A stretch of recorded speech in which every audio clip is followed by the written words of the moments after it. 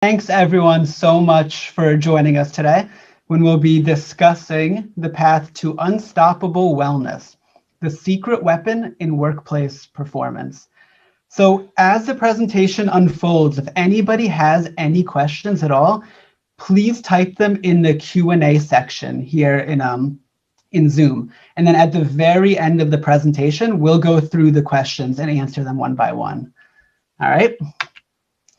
So again, as was mentioned, my name is Dr. Gene Ketzelman. I'm a doctor of physical therapy, a certified strength and conditioning specialist, and a certified applied prevention and health promotion therapist. And I specialize in teaching people with chronic and unresolved pain or poor health the precise ways to reclaim their lives. So before we begin, I just want to mention that the things that we're going to be talking about today and all the information that we're going to be going over is based on what the research shows to help the majority of people. But please keep in mind that each person is an individual. So the content and information within this program is educational only and should not be relied upon for the purpose of replacing formal medical care. Please be sure to consult with a licensed healthcare provider if you are experiencing undiagnosed pain, poor health, illness, or other symptoms, or if your condition is either worsening or not improving. It's important to check with your doctor prior to starting any health practice or routine, and do not discontinue or modify any medications or other physician recommendations prior to speaking with your physician. All right, so as a small business owner myself, right, I know firsthand the importance of focusing on improving the performance of your business. Over time, we'd all like to see our wealth go up through our business. And when I say wealth, I like to point out, I'm not only speaking about financial wealth, which of course I am referring to as well, but I'm also speaking about the wealth that you gain from creating an impact, from really helping people, helping the world with your product or your service. So usually when we're talking about improving business performance, there are four main areas that most entrepreneurs, business owners will focus on, right? And those four areas usually kind of revolve around administration, marketing, sales, and service delivery. So of course, these four are extremely important for most businesses, right? To improve the performance of most businesses. But the question today that I'd like to bring up is whether there may be another factor that's often missed that might actually sit as the cornerstone of all four of these things. So is there something that is at the heart of all four? And to answer that, let's think about what really dictates the outcome of working on these four things. So what is going to help the performance in all four of these things? And to kind of put simply, it's all about the follow through, right? So we can learn all about administration and marketing and sales and service delivery. But if you're not actually there to do those things, to actually follow through on the things that you learn, if you put together great systems, but you don't do those systems, right, it's not going to help. The most important piece is the follow through. And so what are the barriers to the follow through? What keeps us from actually being able to follow through on the things that we know we need to be able to do? So there are two big barriers that I'd like to discuss in this presentation. So they are absenteeism and presenteeism. And I'll explain a little bit about what those actually mean. So absenteeism is when you are physically absent from work or other responsibilities. In other words, you're not physically there to do the job you need to do. So that's absenteeism. Presenteeism is that you are physically there. You're there, you're ready to work, but your performance is lacking. You do not have good productivity. And to put simply, you're distracted. There is something that's keeping you from being fully engaged. So those are the two big ones. Either you're not there to do the job, or you are there, but you can't really give it your all. So what's the underlying cause of presenteeism and absenteeism? That's the big question. And of course, that's what we're here to talk about. It's poor wellness. That is a very large factor in bringing forth absenteeism and presenteeism. So when considering absenteeism, think about it this way. Illness and or poor health may lead to time off work. So if you're away from work, you're not able to contribute to your overall operations. You're not able to do the job that you know you need to do. So overall, your business performance will worsen, but there's also going to be increased work stress when you return, right? If there's a lot of work piling up and you have to be away because you're not feeling well, when you come back, there's definitely going to be even more on your plate. And then if you happen to have any employees or partners, while you're away, there's more stress on them. Right. So even when you step away from the business and you think, well, somebody else is there, those people need to pick up the slack. And so overall, being away from your work is going to put a lot of pressure on your business and those you work with. For presenteeism, there are various negative health conditions that may have a significant negative impact on your ability to focus and concentrate, learn, think clearly, problem solve, and bring innovative ideas to the table. So if you're not feeling well, I'm sure that you can really think back to a time when you were either not feeling well, sick, you had an injury or pain or something was going wrong, and you saw just how difficult it was to really concentrate on the job you need to do, right? Or to try to solve problems when you have so many other problems in the background. So all these negative health conditions may lead to those distractions. And then over time, it may lead to burnout, along with a lost sense of satisfaction and fulfillment from work. So finally, I'd like to talk a little bit about the financial burden of all of this, right? Go a little bit more into the specifics of what this all means in terms of finances. So this is direct quote from Center of Disease Control.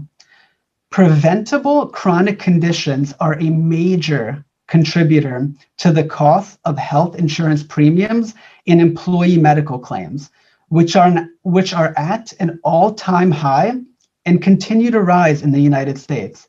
4 of the 10 most costly health conditions for US employers, which is chest pain, high blood pressure, diabetes, and heart attack, are related to heart disease and stroke. In addition, work stress is the leading workplace health problem and a major occupational health risk, ranking above physical inactivity and obesity. So chronic health conditions and unhealthy behaviors are also reduce worker productivity, as we mentioned. 5 chronic diseases or risk factors: high blood pressure, diabetes, smoking, physical inactivity, and obesity cost U.S. employers $36.4 billion a year because of employees missing days of work. So reading through this, you can see the enormous impact that wellness has on your bottom line for your business. If you have employees and they're struggling with their wellness, well, there's a lot of money that goes out for that in terms of paying insurance premiums and all of that, right? But also for yourself, if you don't have any employees, you still need to pay your own healthcare costs as well, and that takes quite a bit out, right? So keep in mind that this does directly influence the financial status of your business. So the big question is, are we hopeless? Is there anything that we can actually do about all of this? And of course, the good news is we absolutely can, and that's why we're here today, to learn about what we can do. So the World Health Organization has stated that adopting a pessimistic attitude, some people believe that there is nothing that can be done. In reality, the major causes of chronic diseases are known. And if these risk factors were eliminated, at least 80% of all heart disease, stroke, and type 2 diabetes would be prevented.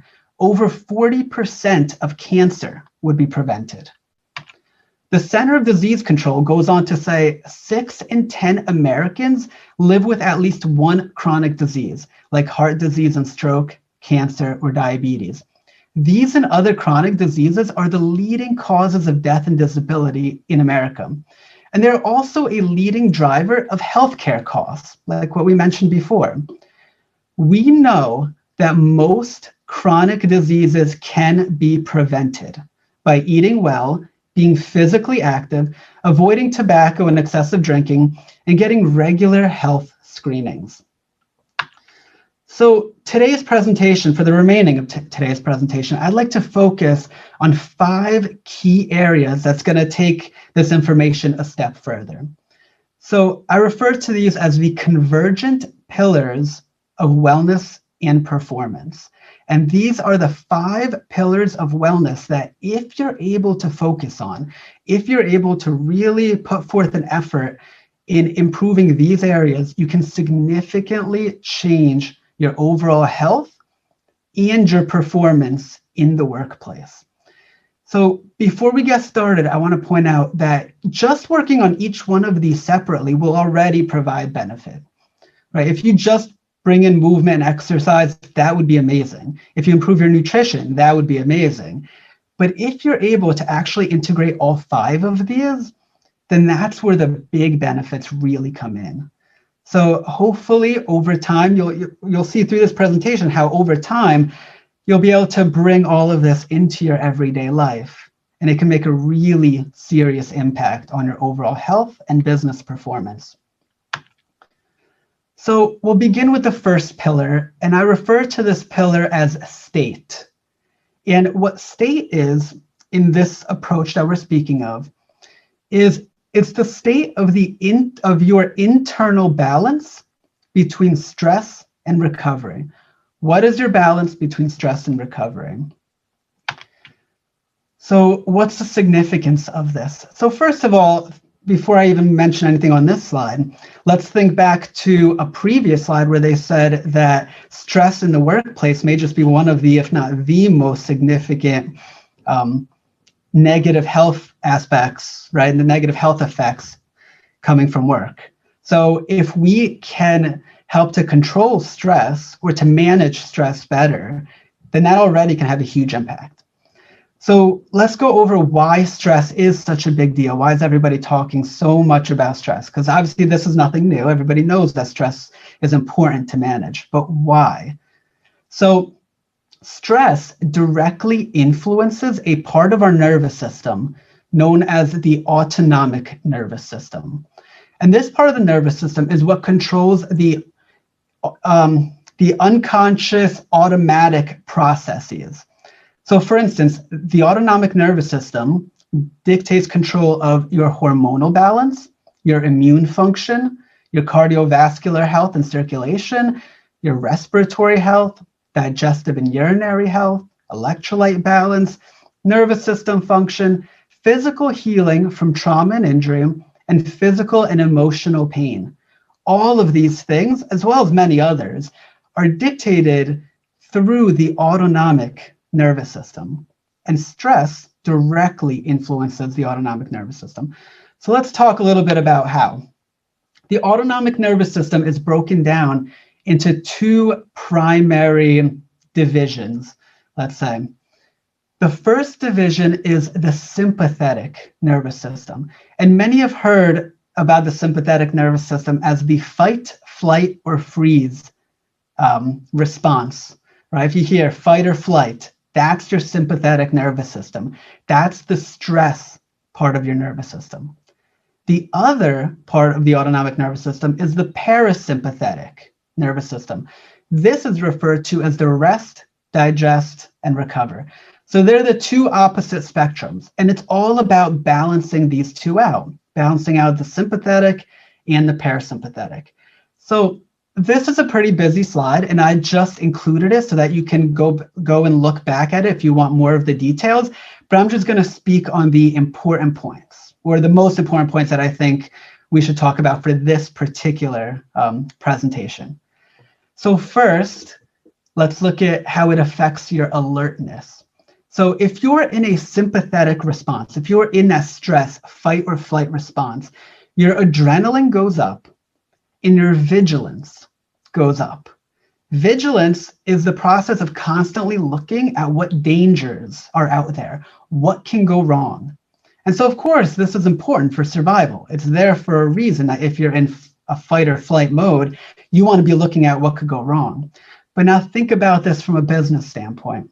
If you're constantly under a lot of stress, your mind will only be not only, but primarily will be fixated on what can go wrong, on that negative aspect. What are all the bad things going on? What are all the dangers? What do I need to worry about? And then as you worry about those things, you're going to be even more sympathetic fight or flight. And it's going to be this vicious circle. And that's why you'll find that many people that are constantly under this constant stress are very fixated on all of the problems. And it's not necessarily anybody's fault. It's hardwired into our nervous system. When we're in fight or flight mode, we are looking for the danger. But when we could get more into the parasympathetic, that vigilance begins to go down, and we may be able to see things more clearly, see things as they really are from both sides, the positives and the negatives, rather being what we call like tunnel vision on the negative. So in terms of other aspects of our health, for the sympathetic nervous system, again, fight or flight, it increases your heart rate, it changes your blood vessels and potentially constricts them, leading to increased blood pressure, and it makes you more likely to breathe faster and more shallow. So it can directly affect your cardiovascular system. While the parasympathetic nervous system does the opposite, where it can slow down, calm down the heart rate, it can dilate the blood vessels, and it can allow you to breathe slower and more deep. Moving on to the digestive system, if you are in the sympathetic part, if you're in that stressed fight or flight, you actually get less blood flow going to your digestive organs. And if there is less blood flow going to the digestive organs, then there's less, your digestive organs aren't functioning as well as they can, right? Blood flow is going to other places, leaving your digestive system, and so that you just won't be able to absorb and digest food as well as you normally could. While the parasympathetic nervous system is called rest, digest, and recover for a reason. It actually improves the function of your digestive system because it improves blood flow, circulation to those areas. So then we move on to the hormonal system. And when you're in that stress response, you have increased cortisol, you release more sugar into your blood, and you have to release more insulin. And this could be a big factor for those with diabetes. And then finally, for the immune system, when you're in that fight or flight response for a long period of time, you end up having chronic inflammation, and the overall strength of your immune system begins to go down. So as you can see from those, it makes an enormous impact. Stress, the balance between the stress and the recovery significantly impacts your overall health as well as your performance.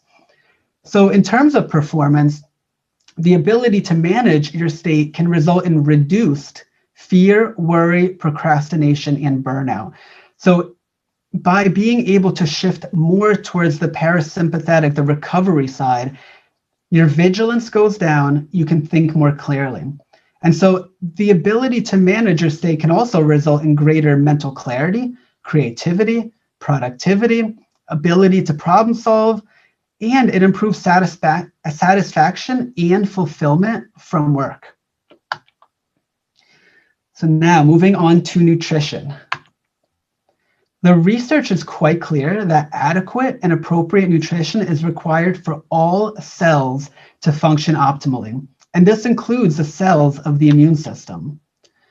One of the most important medical discoveries of the past 2 decades has been that the immune system and inflammatory processes are involved in not just a few select disorders, but a wide variety of mental and physical health problems that dominate present-day morbidity and mortality worldwide.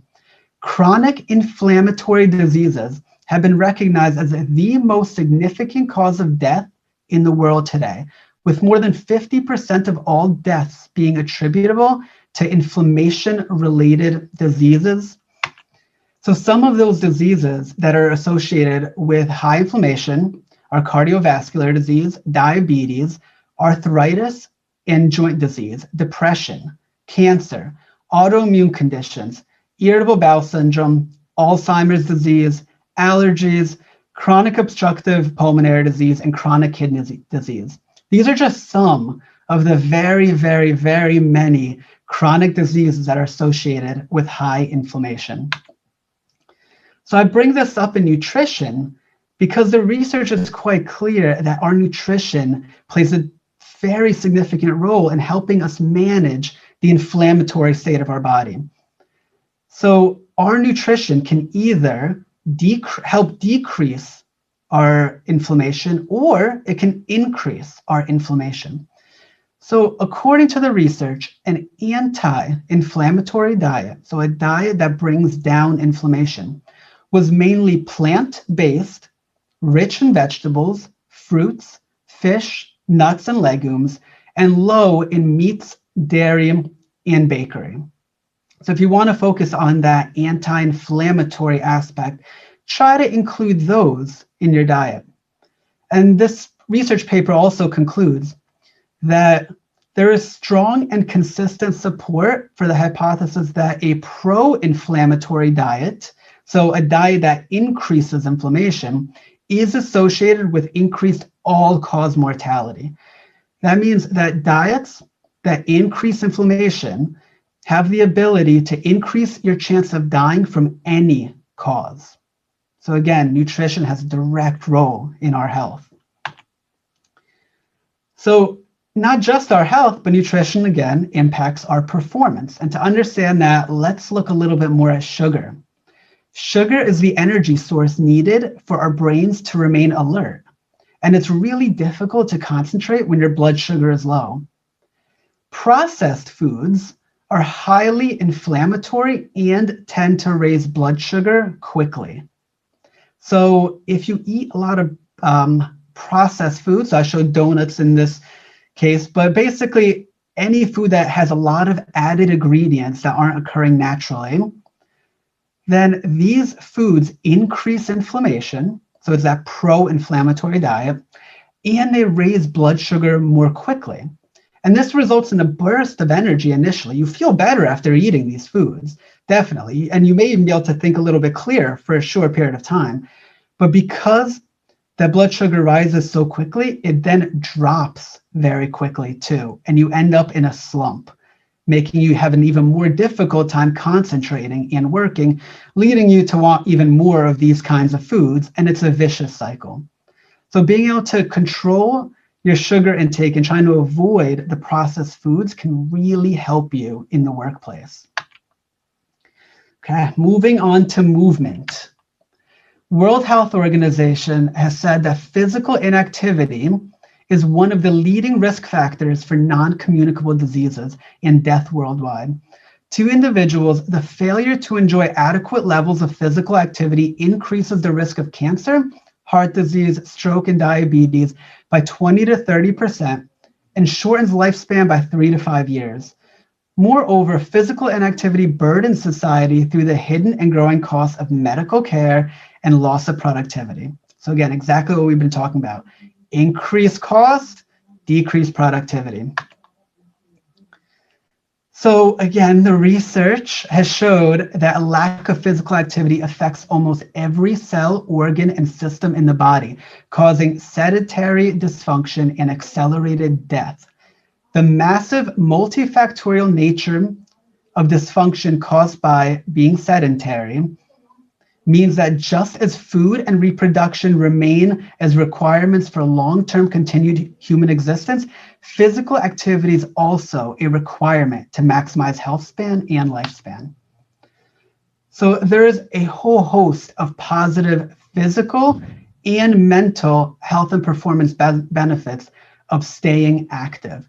Some of those just include reduce excess body fat, increase lean muscle mass, improve circulation, reduced inflammation, improved focus, improved creativity, and the ability to fight off depression. So how much movement do we really need? The suggested amount is a total of 150 to 300 combined minutes per week of moderate intensity exercise. Ideally, it would be about 3 to 5 days per week of aerobic exercise and 2 days per week of strength training. You'd like to maintain proper sitting, standing, and lifting technique, and change postures and positions within every 30 to 60 minutes at work if possible.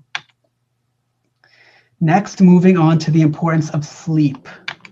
So there was a great presentation done a few weeks ago here on SCORE that talked about all of the kind of the impact of sleep on health and business performance.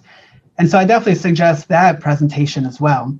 But just as a quick recap, that sleep has a direct connection with learning and memory, cardiovascular health, immune health, hormonal health, your DNA, and all-cause mortality. In other words, sleep is connected with basically passing away for any cause. How much sleep is suggested? So the research shows that 6 to 9 hours of deep, uninterrupted sleep is suggested. 7 to 8 hours is kind of ideally recommended, and 8 hours is best. Okay, our final pillar, last but not least, connection. So there has been quite a bit of research as of late looking at the impact of poor connection and loneliness on health. So the dangers of low social connection and loneliness include higher inflammation at the cellular level, and we talked about what that means, how important inflammation is. Higher susceptibility to anxiety and depression, slower recovery from disease, increased antisocial behavior and violence, and increased incidence of suicide. But the benefits of high social connection is 50% increased chance of longevity, stronger gene expression for immunity, lower rates of anxiety and depression, and it promotes social, emotional, and physical well-being. So of course, the goal is to develop strong and meaningful connections. When it comes to the workplace in particular, there are 4 big connections that I'd like us to focus on. So the first connection, the connection that we need to start with, is the connection with ourselves.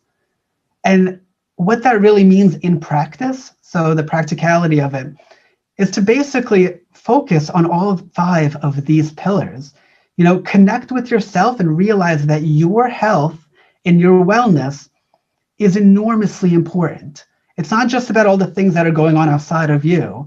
Your health really matters. Your state really matters, right? So being able to really utilize all 5 of these pillars to really improve your wellness is going to end up improving the overall performance of your business. The next connection that's really important is the connection to the business mission and the culture. It's really important to always remember the purpose of your business. Why are you actually doing what you're doing, right? If you lose sight of that, it's very easy to go down a hole where you begin to make decisions that maybe you're not as proud of, or the overall direction of your business may change in a direction that you wish it wasn't going in. It's always important to stay connected with your mission and the culture of your business. And if you have employees, to also be sure that all of the employees or any partners are also always in touch with the business mission and the culture. The other connection is the connection to employees, employers, and partners, or in other words, connection with those that you work with, if you have any, right? You always want to make sure that you're not losing touch with those that are around you that you're working with. And then finally, a connection with your clients or those that you're serving. Make sure they have a good, strong connection with those who you're serving and you're providing your product or your service to. So there's an essential skill in connection, one basically prerequisite to be able to connect with anybody, with yourself or with others. And that's mindfulness.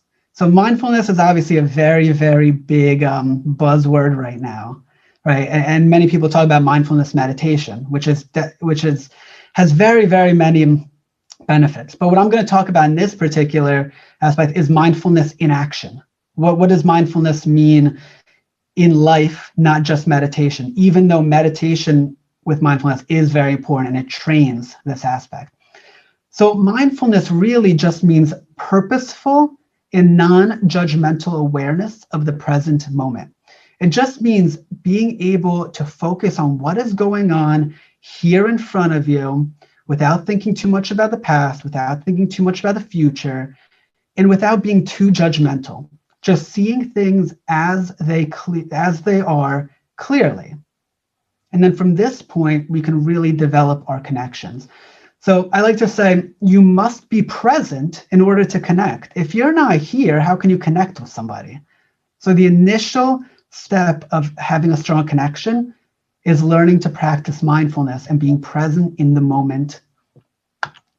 Once you're able to be present and have mindfulness, there are two superpowers that I like to speak on in terms of connection: gratitude and compassion. So in life, in business, there are things that are going to go right and there are things that are going to go wrong.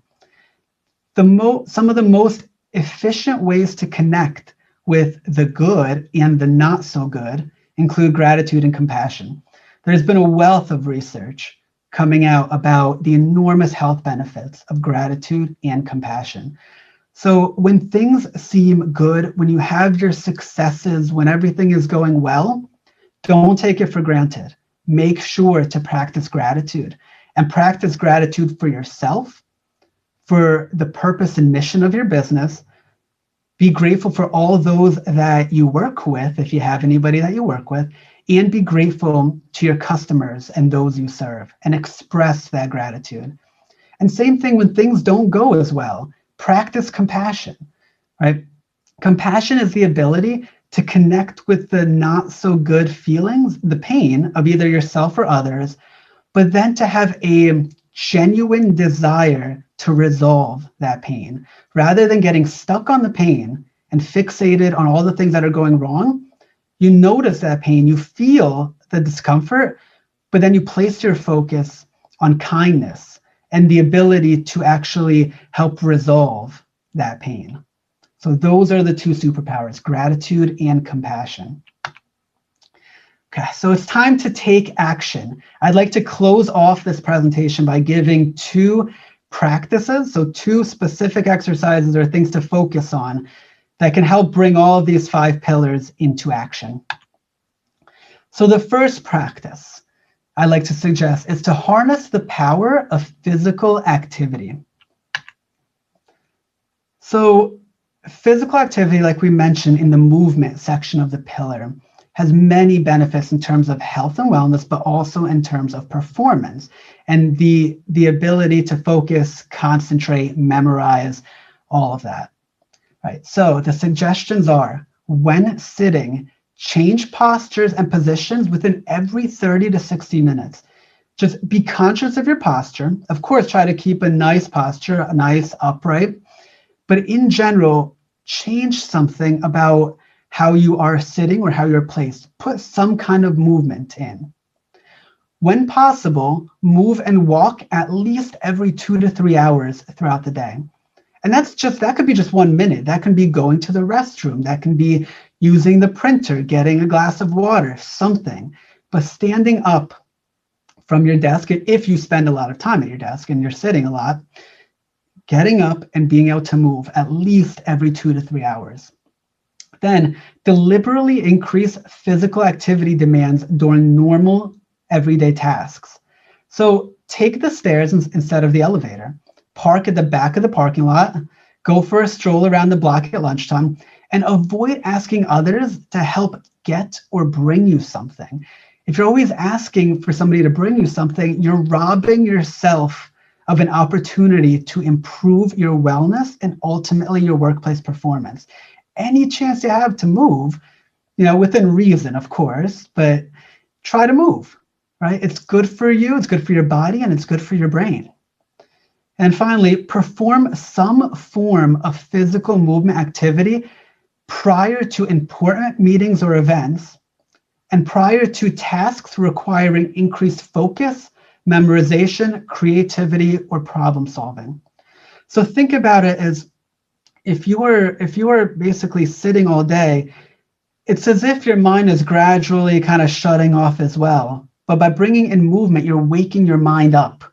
So there has been quite a bit of research showing the link between movement and mental performance.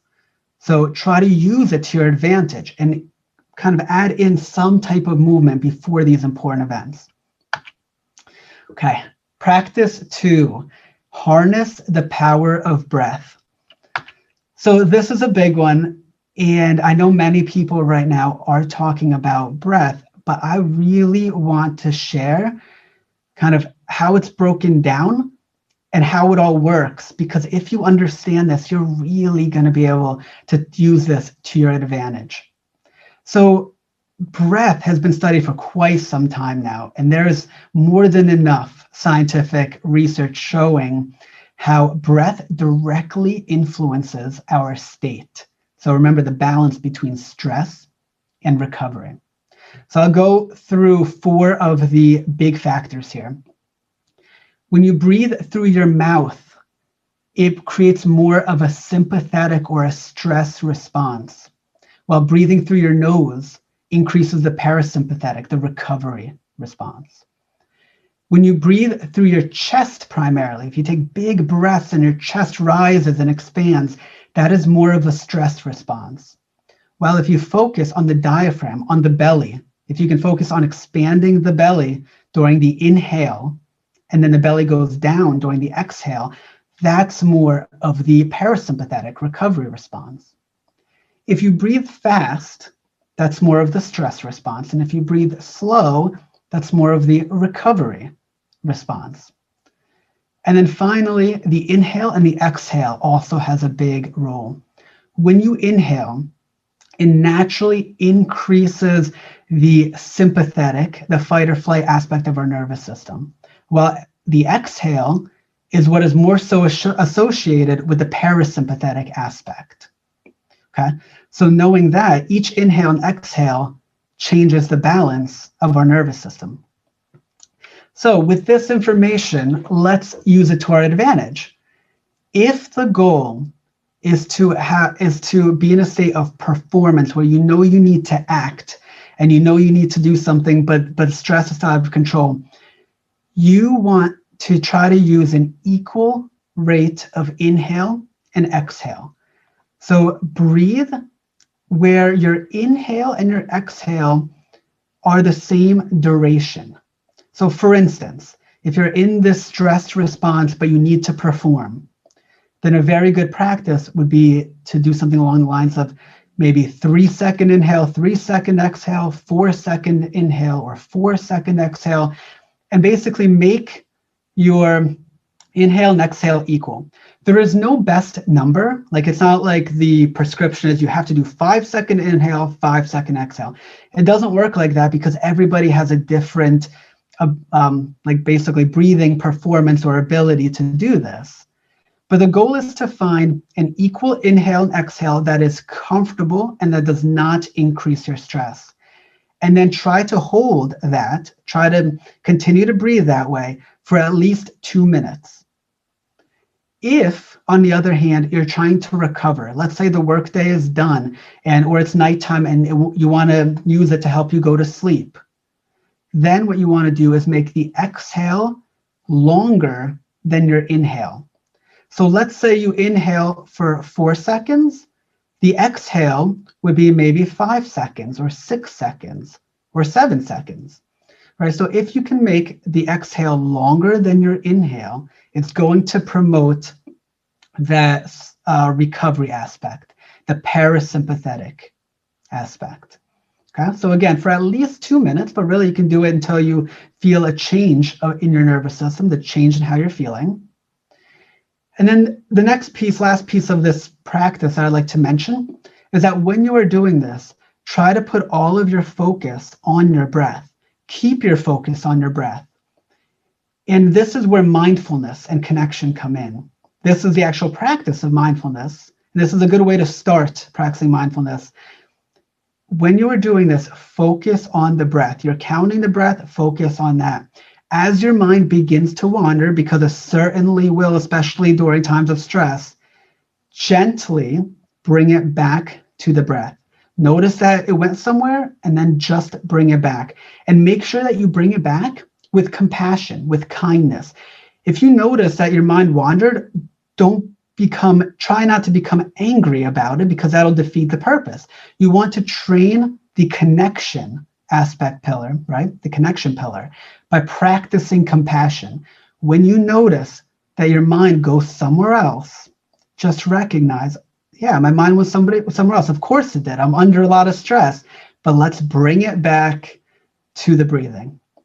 So if you can practice that, it can really help improve the state, right? So being able to bring back the balance of recovery and stress, and it'll help begin training connection, help begin training mindfulness and compassion. All right. Good. So let's close off by piecing it all together. Remember that, as we discussed, there are 4 aspects of business performance that most focus on: administration, marketing, sales, and service delivery. But what I hope you were able to see through this presentation is that the piece that lies at the heart of it all is your wellness. If your wellness isn't quite there, then either there's going to be absenteeism, where you're physically not present to do these 4 aspects of your business, or there's going to be presenteeism, where you may be doing it, but your productivity may very well suffer. So you can use wellness to make sure that you are present, you're aware, your performance is high, and that you're productive. So last piece, let's just kind of bring it all together with the path to unstoppable wellness. The way to go about it. Remember, beginning was, it's time to take responsibility. Realize that many of these chronic conditions, many of these health situations can be highly influenced by lifestyle factors, particularly the 5 that I spoke on, right? Of course, they can't prevent all. Of course, there are going to be times that you can do everything right, and you may still come down with a negative health condition. But it has such a, the percentage of its ability to improve those things is very high. There's a lot of research showing that there's a lot that we can do, right? So take that responsibility and realize it's time to do something about it. It's in our own hands. Next, it's to become educated. And that's what we did today. We learned about the 5 pillars, the 5 big pieces that when you work on them, you can significantly improve your wellness and your business performance. At that point, it's time to determine a plan and begin putting those things into action. And I provided just 2 practices that can already begin to put those 5 pieces into practice. And then the last thing is to take action, right? So just listening to this presentation, 100% will not improve wellness and 100% won't improve performance. No way. The only thing that's actually going to help is if you do the things that we talked about, right? So taking action is the most important piece. And as long as you go through it in this way, I think that you'll be surprised at how successful you can be. So, of course, if anybody has any questions on any of those pieces, any of the things that we discussed, please feel free to reach out to me anytime. My contact information is here on the slide. And in general, I just want to point out that we went through these fairly quickly, right? This was just one presentation overviewing all 5 of the pillars. But there is so much detail that we can go into in each one of those 5. And so professionally, I work with many individuals or small or large businesses actually going through each one of the 5 and going through trainings, right? So there's still a lot more that we can learn. So if anybody is interested in learning more or seeing how this can benefit you even further, please don't hesitate to reach out anytime.